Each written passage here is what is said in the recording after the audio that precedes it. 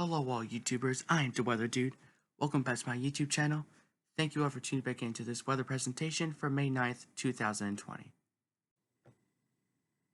Before I get on with today's video, however, I would ask that you please do subscribe if you are not already. It really does help support my channel. And please also, and this applies to every single one of you, please watch the whole video. You'd be surprised how much it really does help me grow my channel. So please consider subscribing and watching the whole video. Thank you. Now let's get on with today's video.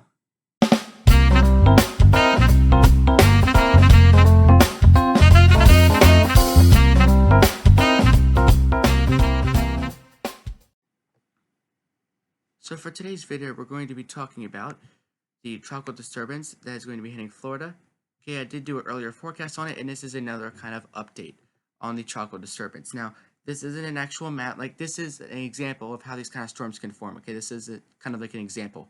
So behind these fronts, okay, you have this stall front across the Gulf of Mexico, all right, and you can actually have the winds that come out of the north like this behind the front, the winds that come out of the south like this out ahead of it, and that can actually help to create like a spin in the atmosphere, so to speak. And sometimes these storms can form and they can spin. They can form into a subtropical or tropical depression, even tropical storm at times. All right. Now, this storm will form, low pressure will form along a front. However, the problem is going to be that the storm will stay attached to the front. It really won't break off of the front. So, and that's going to increase the shear. So there will be some shear that will help to kind of like tear this storm apart. But nonetheless, all right, this storm will still bring a lot of rain and even a touch of wind to parts of Florida that really do need it. Now, let's take a look at the drought before we get into the tracking here. So, north central Florida here, First Coast, Space Coast, down to Orlando. We do have a moderate D1 drought. Florida Panhandle, Alabama Panhandle, or I'm sorry, the Alabama coastline and Florida Panhandle do have anywhere from a D0 to even a D1 moderate drought. And even far south Alabama has a little bit of a severe drought. But the biggest area of severe drought, as you can see, is southwestern Florida, from Miami, Naples, Sanibel Island as well, and even down to the Florida Keys. We do have a moderate to severe drought currently. So this rain will be, it will be a plentiful. The Florida will certainly can use it, and hopefully the Floridians there will welcome it, because sadly there are some wildfires there that are burning currently. Now, in terms of the ocean temperature anomalies for the Gulf of Mexico, which is where the storm is, the anomalies have started dropping, but we're still 0.8 degrees above average across the whole Gulf of Mexico as a whole. All right, and take a look at the current ocean temperature anomalies. Okay, for like the specific region in the ocean, we do have a very warm patch, okay, above average, anywhere from 1 to 2.5 degrees above average across the western Gulf of Mexico. Northern Gulf Coast and even the west coast of Florida, we're starting to see a little bit of cooling in the waters there, as well as another cool patch right here, about where the Gulf Stream is located in the Gulf of Mexico, because the Gulf Stream, sometimes it does actually run down here and go like this. So there's a little cool patch here. That's kind of abnormal, because normally the Gulf Stream can be pretty warm.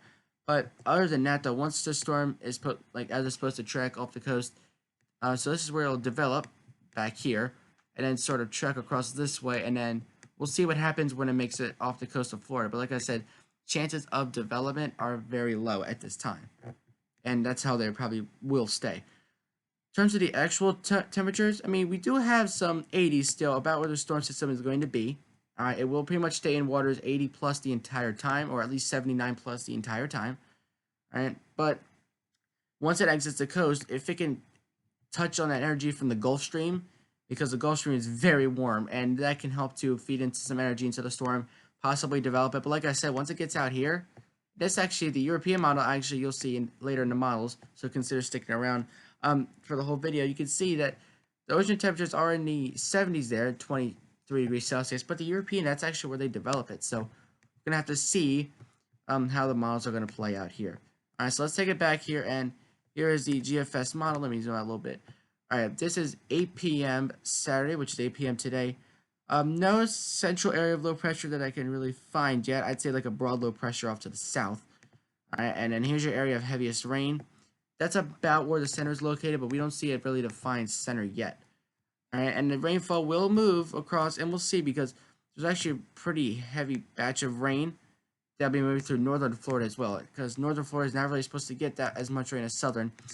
Actually, at this point, it looks like the heaviest rain I've been noticing with the models, they started to keep the heaviest rain between Florida and Cuba. But either way, I mean, we do want some heavier rain to knock out those deep droughts. But like I said, no one ever wants, flooding, too much rain at one time. The GFS, once the storm makes its way off the coast of Florida by Monday, um, you can see it's just a ragged area of rain. It's kind of stay along the front. It's not really going to develop because too much wind shear. If that storm formed along the front, which they usually do, sometimes in May, and if it were to break off of the front, then we could have potentially had some spinning and less wind shear, but that doesn't seem to be the case currently. All right, let's look at the cyclonic vorticities, or vortices here. All right, here's your kind of broader area of rotation. We do have some strung out areas of moisture and some energy in the atmosphere, but you can see the energy does deepen. All right, it does very well deepen, actually. You can see, notice how it's still in a frontal motion. All right, it's in a formation. It's kind of what I meant to say. It's formed along a front still. All right, so it's kind of draped out. It's not becoming very circular. All right, again, it's still just one kind of straight line. It's not a circular area of moisture. And now we'll continue to move up the coast Monday or Tuesday. It is pretty much out of this map completely. You can't even see it anymore. All right, let's take a look at those surface winds. See if they really develop it into a tropical system. All right, here's a piece of it, and anywhere you see those green colors, that means we have winds of 20 knots or greater. So about anywhere in that green zone, winds would be greater than 25 miles an hour. So this very well could be a subtropical or even possibly at best a tropical depression at this point. All right, but probably not expected to develop into anything tropical. All right, so there's that piece initially down there. Starts to make its way closer to Florida, and anyone of those lighter green colors, possibly between 24 and 28 knot wind speeds. But like I said, you need 34 knots or 39 miles an hour to have a tropical storm. That seems to be out of the question at this point. Possibly a subtropical or tropical depression. But we can never rule it out. 24, 28 knots wind, that's about near 30 miles an hour or so. All right, and then the storm makes its way off the coast, and we could possibly, but again, it's pretty much draped out. 20, 23 knot winds, which is about 25 to 26 miles an hour. Possibly a little bit greater than that. Look at the upper level wind patterns, okay? Because you can see that where the storm system is located, just about down here, the upper level winds are still very strong, okay? We're talking about 250 millibar. The upper level winds are still very strong here. Now, anywhere in, if you were like, if the storm was located in, like if there was any lighter blues or maybe even some white colors like we have up in Canada, then it'd be more favorable conditions for it to develop. But sadly, the upper level winds are just too high. Anywhere in that green color, that means the upper level winds are too high. Plus, you got kind of this high pressure. It's going to help to steer those upper level winds. We have an upper level high. It's going to help to steer those winds as well. All right, and then the storm just kind of gets, eaten up by the jet stream, and just another little piece of energy gets sucked up by the jet stream. But then we have kind of like a subtropical jet, and then kind of like your polar jet here. So, and that would potentially lead to another disturbance coming up towards Florida a few days later. That be another disturbance we'll be covering in another video, so stick around for that upon its potential release. All right, so dew points, very high dew points here, into the mid 60s. Actually, this is actually Sunday morning.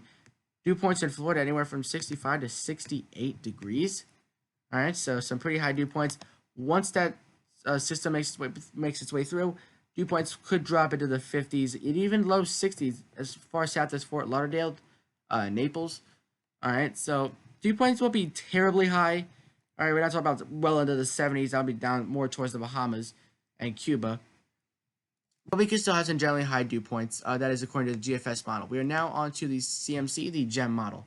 Okay, all those maps I just showed you so far were the Gfs model. CMC model. All right, not looking at much of a development here either. Very similar to the GFS, actually. Storm makes its way off the coast. By the time you wake up Monday, much of the precipitation should be gone. But we still could have some heavy rain central southern Florida. Now let's actually go to the total precipitation, and I'll go back to the GFS to show you guys as well. I mean, they pretty much keep all the, half-inch plus well off the coast of Miami even. So the highest rainfall totals in Florida would probably be the Keys. All right, if that. Even northern Florida, they do put a little bit of rain on there as well. Let's go to the GFS and kind of see what they had in mind. As for their total precipitations, I did forget to show that. All right, and you can see they're not looking at much either. I mean, much of the half-inch plus rainfall totals are, refined, they're kind of confined towards Miami, Miami Beach. The Keys could get like 2 inches, but that's not much of the population does live in the Keys.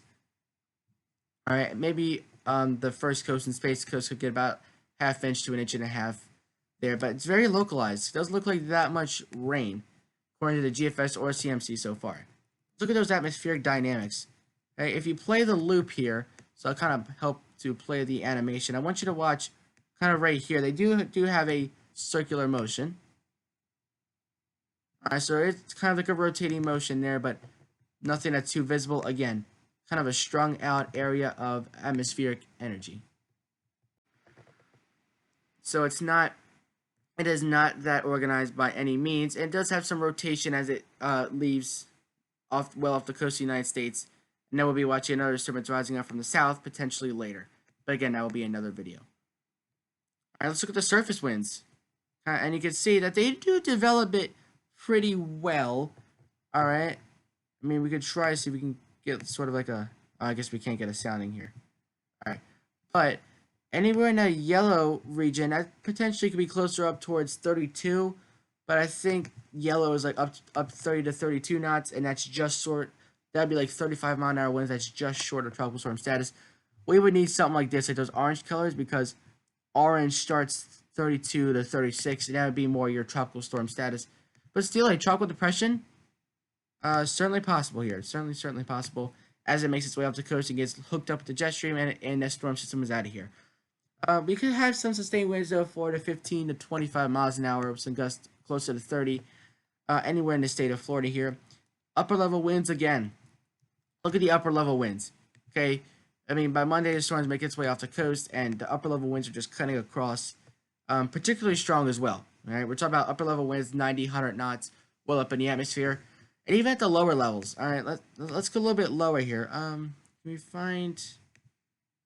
Even the 5,000 feet winds, all right, which the storm could develop, again, about 46 to 52 knots. Whoa, that's a tropical storm. Yes, it is a tropical storm, but that's 5,000 feet. Those aren't the surface winds. We can't really use those because those are winds at 5,000 feet.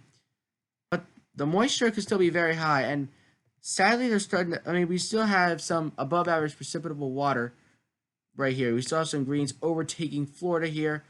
Overnight Saturday into Sunday, and some darker greens. But farther south Florida you go, we do have these darker greens and even some blues, but that seems to be confined to off the coast, and then the dry air behind that system starts to drop in. So definitely some we're going to have to be watching. Potential flood threat as well here. European model. All right, let's look at the European model, and as you can see, they do develop a storm 1009 right here. The L did disappear, but you can see it's a very tiny system. It's packed in, a little bit around the northeast side. We do have a little front dripping down like this, and European has the best chance of developing this storm. European does actually develop it pretty well. All right, let's look at the atmospheric dynamics for the storm system here. So right here, and you can see, look at that teal area, pretty strong area of cyclonic vorticity. Cyclonic vorticities are pretty high here. You got a little front draped. There's your little storm system. Purple and teal, there's some very high cyclonic energy amounts. And if we look at the surface winds, take a look at the surface winds with the European model here. Right there, 34, right there. So just to the east and southeast of where that storm system is, that's where we actually see tropical storm force winds. So European forms into a very weak tropical storm, possibly tropical depression. But again, we're going to have to watch it because the models are kind of back and forth on it. These are 300 millibar height winds.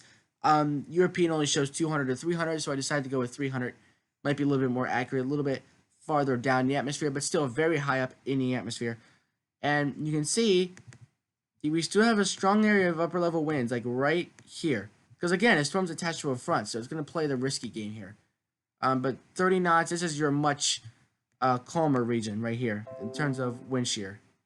I'm sorry about that. Anyway, so that's where your calmer area of wind shear is towards the western Gulf of Mexico there. Let me just close out of that. There we go. All right, but again, because of that little patch of high upper level winds, I think that could be possibly harmful to the system. But look at the dew points of the European. Again, up into the upper 60s here. Possibly some patches of 70, some lavender areas, some patches of 70-degree dew points. So the moisture content will be very high, and hopefully this will put a big dent in the drought situation, because sadly the rainfall totals have started to wean off a little bit in terms of the rainfall. Let's look at the rainfall projections with the European, and again, still keeping them marginally high. About a couple inches for the extreme southern part of Florida, including Miami. But again, that trail of 4+ inches is now right between Florida and Cuba, and going right to the Bahamas, actually, which was hit by a hard hit Dorian. 4 or 5 inches for the Bahamas, so Bahamas will probably see the most rainfall of this. But like I said, tropical depression at best. I wouldn't even really consider a tropical storm at this point, but cannot rule it out. But still, the wind shear will kind of take this thing apart, as well as the dry air. But the ocean waters are marginally warm. We're talking about 80s. All right, so that can help throw some extra moisture into Florida. So Florida should be getting at least about a half inch up to an inch of rain. You go South Florida, maybe a couple inches, and that will help to put a dent in the drought. So that is it for today's video. I am the Weather Dude, signing off. Till next time. Thank you for watching.